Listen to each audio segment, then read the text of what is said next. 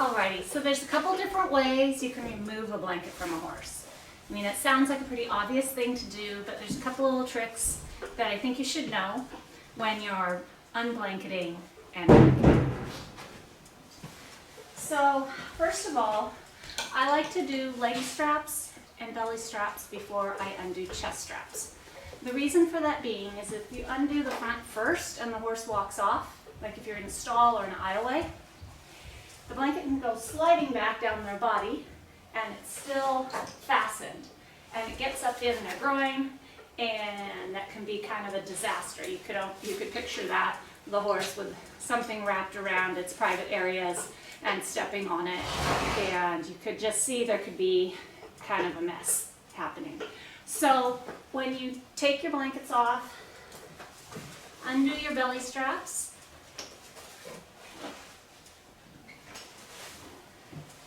and under your tails or your leg straps.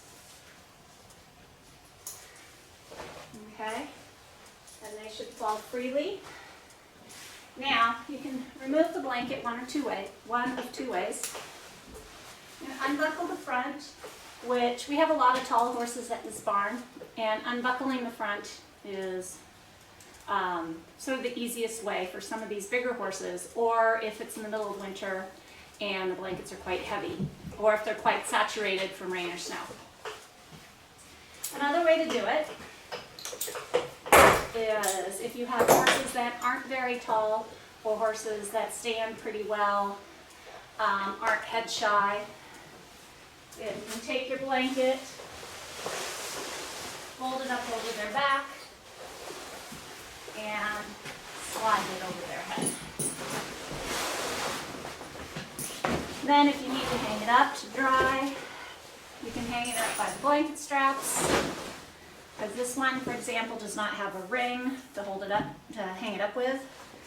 If you hang from here, you can poke a hole through the material.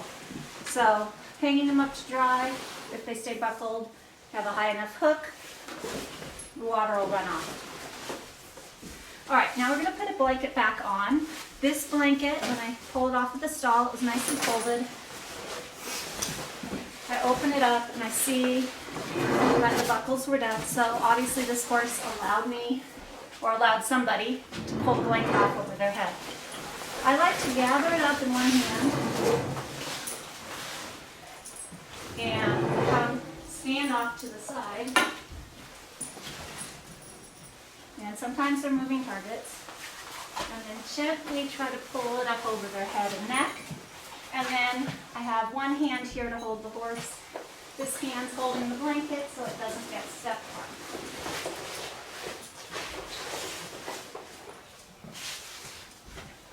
on. Okay. And since I'm working in a cross tie space here, I'm going to go ahead and try and back up.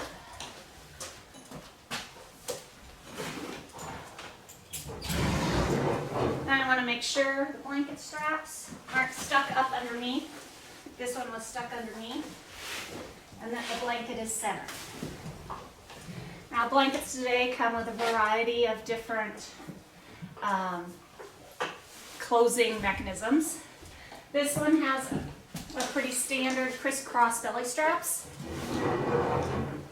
So reach under the belly, grab the back strap, fasten it to the front hook, grab the front strap, fasten it to the back hook. Okay, then a lot of blankets have leg straps. Leg strap goes in between the back legs, fastens on the same side, and then you can go around to the other side. You'll get your other blanket strap and run it through the first strap.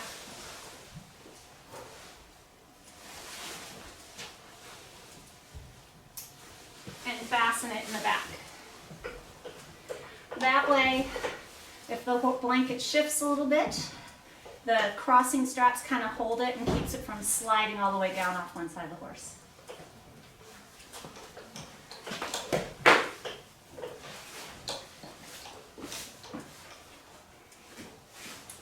Okay, so now we're going to take off this horse's blanket and I will show you how to do it with unbuckling front, which again is pretty self-explanatory.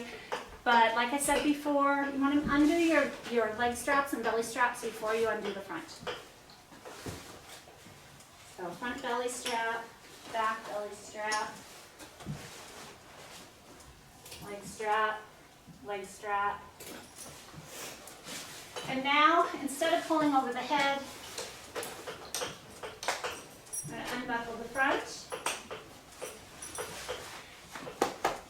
And grab the front of your blanket, pull it off, grab the top of the spine of the blanket, pull it off.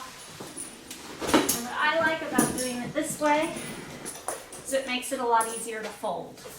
You already are halfway there. Okay, this blanket isn't too wet, so it's actually dry. So we're going to go ahead and fold it. So take your blanket, fold it in half lengthwise. And you'll see the chest is even with the tail flap. Fold it in half crosswise, and then